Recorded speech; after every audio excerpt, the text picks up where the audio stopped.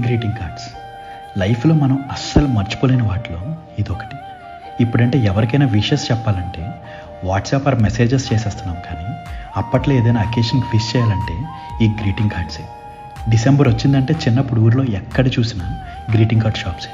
New year దగ్గరికి వచ్చేసరికి అమ్మ నాన్న డబ్బులు అడిగి మరి మన బ్యాచ్ని వేసుకుని గ్రీటింగ్ కార్డ్ షాప్స్కి పరిగెట్టేవాళ్ళం.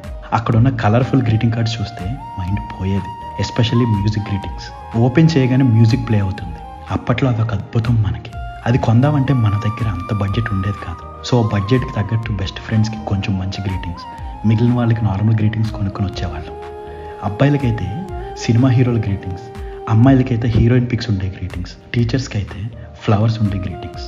ఇంకా న్యూ ఇయర్ రోజు సైకిల్ వేసుకుని స్కూల్ హాలిడే అయినా సరే ఫ్రెండ్స్ అందరిళ్ళకి వెళ్ళి గ్రీటింగ్ కార్డ్స్ అండ్ చాక్లెట్స్ ఇచ్చి విష్ చేయడం, వాళ్ళు ఇచ్చే గ్రీటింగ్ కార్డ్స్ తీసుకోవడం. తర్వాత బ్యాచ్ అంతా కలిసి టీచర్స్ ఇంటికి వెళ్ళి వాళ్ళ